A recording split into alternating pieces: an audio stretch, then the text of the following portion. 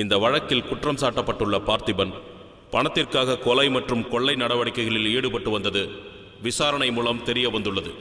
ராயபுரத்தைச் சேர்ந்த கணேஷ் என்ற நபரை பணத்திற்காக வெட்டி கொலை செய்தது சாட்சிகள் மற்றும் ஆதாரங்களின் மூலம் நிரூபணமாகி இருக்கிறது. ஆகவே குற்றவாளியான பார்த்திபனுக்கு இபிகோ செக்ஷன் 302 பிரிவின்படி அதிகபட்ச தண்டனையான தூக்கு தண்டனை விதித்து இந்த நீதிமன்றம் தீர்ப்பளிக்கிறது.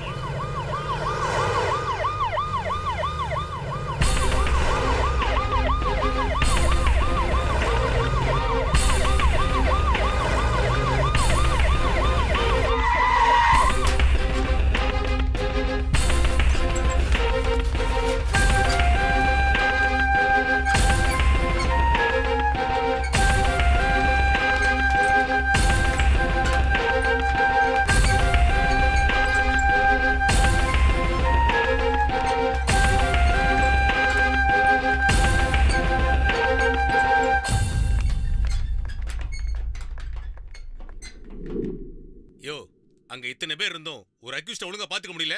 சாரி சார், நாங்க அலர்ட்டா தான் இருந்தோம். பட் அவனுக்கு இப்படி அடிபடுன்னு யாரும் எதிர்பார்க்கல. என்ன அவ்வளவு அசால்ட்டா சொல்றீங்க? இது எவ்வளவு பெரிய இஷ்யூ தெரியுமா?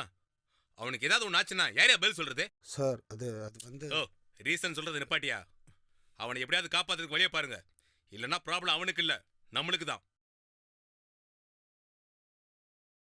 பேஷண்டோட தலையில பலமா அடிபட்டு அவருக்கு நிறைய பிளட் லாஸ் ஆனதுனால அவருக்கு ஹைப்ரோலிமிக் ஷாக் ஏற்பட்டிருக்கு. அவருடைய டிஷ்யூஸுக்கு போக வேண்டிய ஆக்சிஜன் லெவல் ரொம்ப குறைஞ்சிக்கிட்டே வருது. இமீடியட்டா அவருக்கு ஆபரேஷன் பண்ணி ஆகணும். ஆபரேஷனுக்கு அப்புறம் அவர் பெர்மனண்டா கோமாலேயே இருக்கலாம். பட் ரெக்கவர் ஆகிறதுக்கான சான்சஸ் ரொம்ப கம்மி.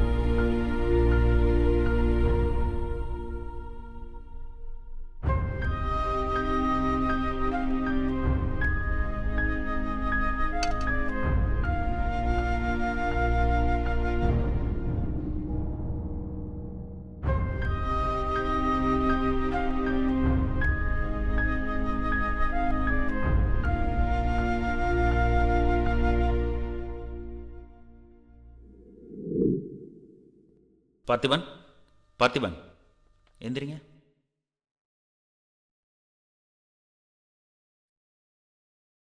நாக்க நீட்டுங்க. நல்லா. வலி இருக்கா? இல்லை.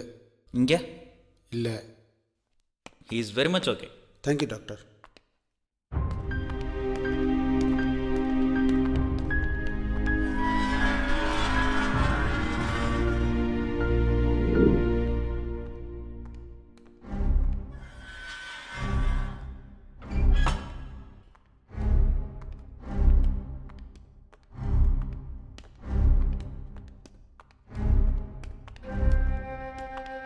Ready sir.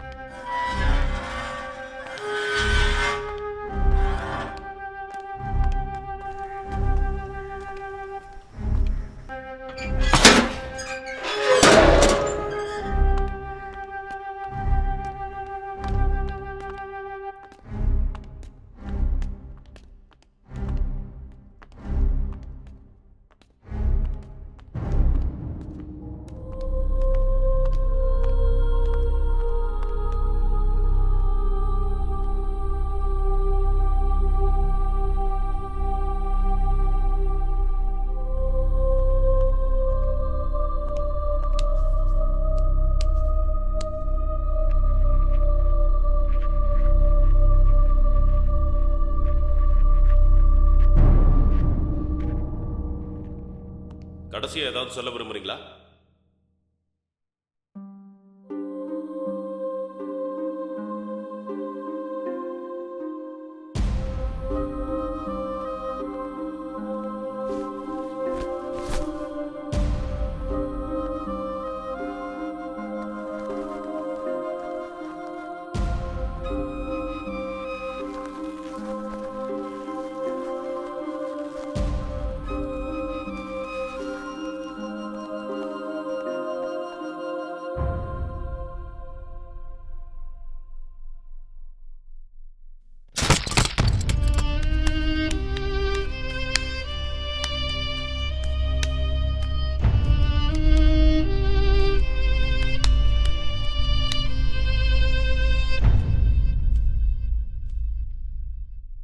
இந்த கேஸில் தூக்கு தண்டனை கைதி பார்த்திபனுக்கு தலையில் அடிபட்டு அப்படியே விட்டுருந்தாலே செத்து போயிருப்பானே. அவனை கஷ்டப்பட்டு காப்பாற்றி இந்த இடத்துல இந்த டைமில் நாங்கள் தான் தூக்கில் போடுவோன்னு சொல்கிற இந்த சட்டம் எவ்வளோ கொடுமையாக இருக்குது. ஒரு உயிரை கொண்டவனை பாதுகாத்து சோறு போட்டு வளர சொல்றீங்களா? ஒரு பையன் ஒரு பெரிய தவறு செஞ்சுட்டாங்க, அதுக்காக அவங்க அப்பா அவனை கொன்னா போட்டுருவாரு, அவனை திருத்த தானே முயற்சிப்பாரு. அது போல தாங்க சட்டமாக இருக்கணும். இன்னைக்கு தவறு செஞ்ச நபரை தண்டனை கொடுத்து திருத்தணுமே தவிர அவங்கள அழிக்க முற்படக்கூடாதுங்க. என்னை பொறுத்த வரைக்கும் இந்த குற்றவாளிகள் திருந்ததுனால போன உயிர் தான் திரும்பி வர போதா இல்ல அவங்க செஞ்ச தப்பு தான் சரியாக போதா? அவங்க சாவதான் கரெக்ட். அப்ப நான் சாக ரெடியா இருக்கிறேன். எத்தனை கொலை வேணாலும் பண்ணிக்கலாமா? திட்டமிட்டு கொலை செய்யறவங்களுக்கு தான் தூக்கு தண்டனை சட்டம் சொல்லுது சார். அது கரெக்ட் தான் சார். அப்போ மரண தண்டனைங்கிறது குற்றவாளி அழிக்கிறதுக்கு தான், திருத்துறதுக்கு இல்ல, அப்படித்தானே? உலக நாடுகள்ல 139 நாடுகள்ல தூக்கு தண்டனையை தடை செஞ்சிருக்கிறாங்க. இதனால கிரைம் ரேட் குறைஞ்சிருக்கிறதாக நமக்கு ஒரு தகவல் கிடைக்கிறது. கிரைம் ரேட் குறையினா ஜனநாயகத்தை பின்பற்ற இந்தியாவில் தூக்கு தண்டனையை தடை செய்யணும். குணப்படுத்த முடியாத நோய் ஒருத்தருக்கு வந்துட்டா கூட அந்த நோயாளியை அழிச்சிட்டா அந்த நோயை முற்றிலும் அழிச்சிட்டதா கிடையாது. ஒரு குற்றவாளியும் ஒரு நோயாளி போலதான். அவரை கொண்டுட்டா அந்த குற்றங்கள் எல்லாமே அழிஞ்சிடுமா? திட்டமிட்டு செய்யற கொலைக்கு தான் தூக்கு தண்டனை கொடுக்குறோம்னு சட்டம் சொல்லுது. இந்த தேதியில இந்த இடத்துல இத்தனை மணிக்கு தூக்கு தண்டனை கொடுக்குறோம்னு அறிவிச்சிட்டு செய்யற அரசாங்கத்துக்கு என்ன தண்டனை கொடுப்பீங்க?